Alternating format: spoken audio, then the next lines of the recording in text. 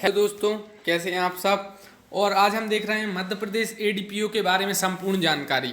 यह नोटिफिकेशन पिछली है, लेकिन हम जानकारी देख रहे हैं कि मध्य प्रदेश एडीपीओ एग्ज़ाम क्या है, इसको फुल फॉर्म क्या है, कौन यह एग्ज़ाम करवाता है और क्या इसका सिलेबस रहता है।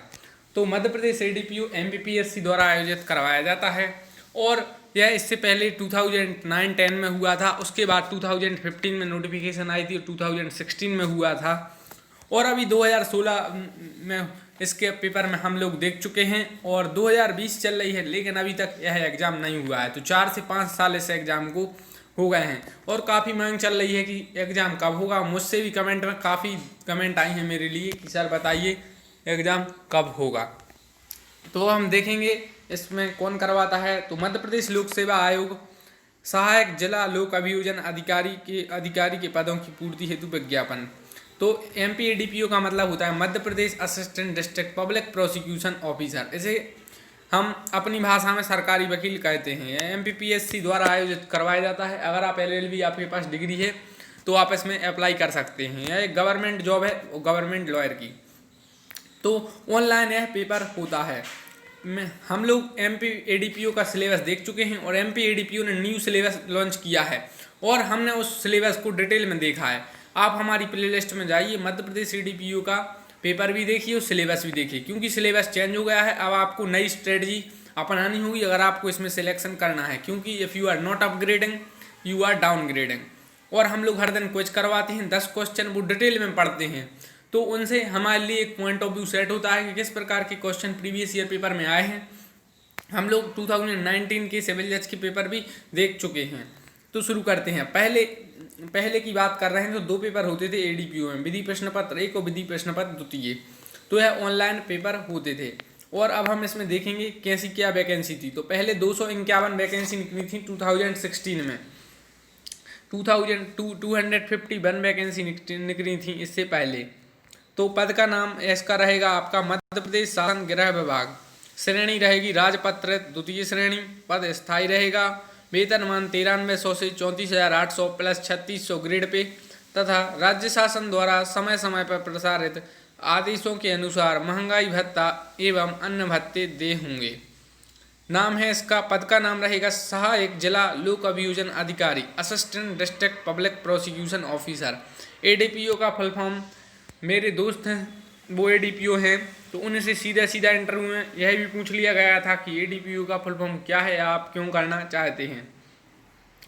तो इसके लिए आपकी अर्हता क्वालिफिकेशन आपकी क्या होनी चाहिए। तो अब हम देखेंगे इसकी अर्हता क्या होनी चाहिए। तो अनिवार्य शैक्षणिक अर्हता दी गई है। उससे पहले हम अपना डाटा बंद कर लें ताकि समस्या ना हो। तो अब देखते हैं। तो किसी भी मान्यता प्राप्त विश्वविद्यालय से विधि में उपाधि या समकक्ष। विधि में उपाधि मतलब आपके पास एलएलबी, बीए एलएलबी की डिग्री, बीबीए एलएलबी वगैरह होनी चाहिए, मतलब आपके पास एलएलबी डिग्री हो।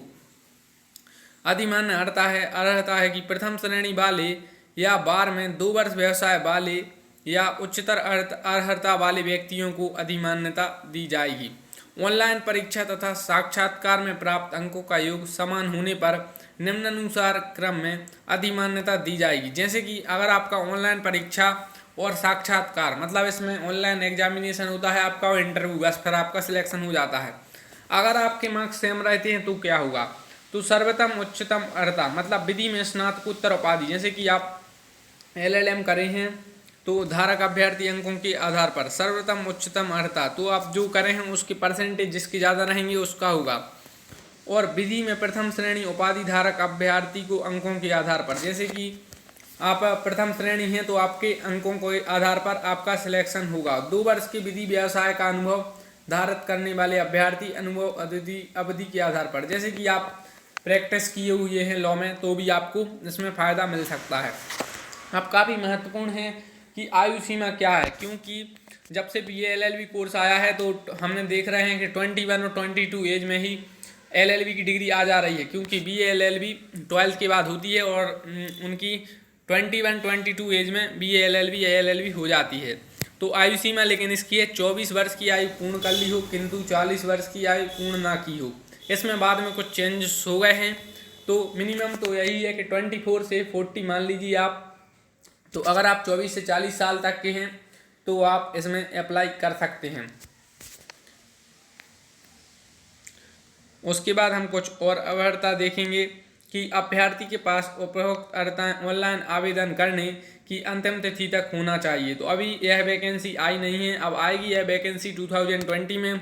कोरोना वायरस के कारण यह वैकेंसी लेट हो गई है, बाकी है कभी भी आ सकती है क्योंकि इसका सिलेबस चेंज हो गया है, अभी अभी चेंज हुआ है 1 मंथ के अंदर, और हमने सिलेबस की वीडियो भी बनाई है।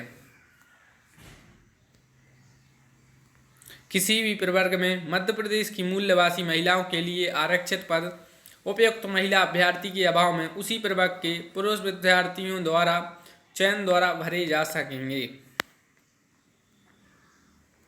मध्य प्रदेश के बाहर के जो अनुसूचित जाति, अनुसूचित जनजाति या अन्य पिछड़ा वर्ग के अभ्यर्थी अपना वर्ग अनारक्षित लिखें। जैसे कि जो एमपी स्टेट के बाहर के विद्यार्थी हैं, जैसे यूपी है, राजस्थान है, छत्तीसगढ़ है, तो ये किसी भी कास्ट के हों, इन्हें अपना पद जनरल या अनरिजर्व अनारक्षित कैटेगरी लिखना पड़ेगा।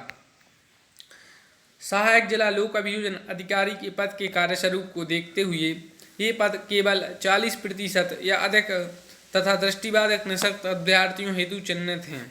तो कुछ और इम्पोर्टेंट पॉइंट हैं वो हम लोग देख चुके हैं। तो आपका यह जो ऑनलाइन प्रतियोगी परीक्षा के केंद्र होंगे वो 2 थे जब यह 2016 में एग्जाम हुआ था। तो एक तो था इंदौर और दूसरा था भोपाल। लेकिन अब पहले अप्लाई फॉर्म काफ़ी कम होते थे और अब अप्लाई फॉर्म ज़्यादा होंगे, तो सेंटर भी काफ़ी जगह पर होंगे। तो MPPSC द्वारा यह एग्ज़ाम करवाया जाता है। सिलेबस हम इसका एक वीडियो में देख चुके हैं और यह एज है और एज में काफ़ी परिवर्तन हुआ है। तो MPPSC द्वारा आयोजित किया जाता है। ऑब्जेक्टिव क्वेश्चन रहते हैं, ऑनलाइन एग्जामिनेशन होता है और इसके बाद आप MPADPO के लिए सिलेक्ट हो जाते हैं। उसके बाद आपको इंटरव्यू देना पड़ता है। तो हमने यह सब जाना। आप LLB करने के बाद इसको दे सकते हैं। 24 से 40 नॉर्मल एज है। बाकी फिर इसके लिए आपके लिए कुछ आरक्षण भी मिलेंगे जो उसके लिए अर्हत होते हैं। ऑनलाइन परीक्षा देखिए, यह 2015 की हम योजना देख रहे हैं। तो ऑनलाइन परीक्षा हुई थी। प्रथम प्रश्न पत्र था विधि का जो 300 मार्क्स का था और 2 घंटे का था। सेकंड प्रश्न पत्र भी 300 मार्क्स का था और 2 घंटे का था। टोटल 600 मार्क्स थे। 50 मार्क्स का आपका इंटरव्यू था। तो 650 नंबर में से आपकी मेरिट बनी थी। और इसमें आपको बता दूं कोई भी माइनस मार्किंग नहीं रहती है। ये प्रथम प्रश्न का पत्र का पाठ्यक्रम है, पिछली बार का है, कॉन्स्टिट्यूशनल लॉ ऑफ इंडिया है, कॉन्ट्रैक्ट एक्ट है। और मैं बता चुका हूँ वीडियो में न्यू सिलेबस क्या है, क्या उसकी स्ट्रेटजी है। और यह पेपर 2 का सिलेबस है जिसमें IPC है, CRPC है, एविडेंस एक्ट है, SC/ST एक्ट है, वाइल्ड लाइफ प्रोटेक्शन एक्ट है, food safety and standard act है, प्रिवेंशन ऑफ करप्शन एक्ट है, आर्म्स एक्ट है, नार्कोटिक ड्रग्स एक्ट है, NDPS एक्ट बोलते हैं जैसे, इंडियन इलेक्ट्रिसिटी एक्ट है, MP एक्सरसाइज एक्ट है और काफ़ी एक्ट हैं। तो इनकी ये पुराने सिलेबस में थे, न्यू सिलेबस की मैं वीडियो बना चुका हूँ। तो MPADPO हमने जाना MPPSC द्वारा आयोजित किया जाता है। 24 से 40 साल तक आप दे सकते हैं। LLB की डिग्री जरूरी है। ऑनलाइन एग्जामिनेशन होता है, कोई माइनस मार्किंग नहीं होती है, ऑब्जेक्टिव एग्जामिनेशन होता है। और आपके जो भी कमेंट हैं आप इसमें डालिए। और हम प्रीवियस ईयर 2016 का ADPO का पेपर देख चुके हैं, 2009 का ADPO का पेपर देखने की कोशिश करेंगे और जानेंगे कि क्या हो हमारी स्ट्रेटजी। और हर दिन हम कुछ करवाते हैं, करंट अफेयर्स कैसे पढ़ें, GK ADPO के लिए कैसे पढ़ें। तो अगर आपने वीडियो पूरी देखी तो आपके लिए थैंक्स। और आप प्लीज़ वीडियो को लाइक कर दीजिए, सब्सक्राइब कर दीजिए, बेल आइकन को दबा दीजिए जिससे कि मैं ADPO की और वीडियो आपके लिए बनाऊं और आपके पास आ सकें। तो वीडियो का आप देखने के लिए धन्यवाद।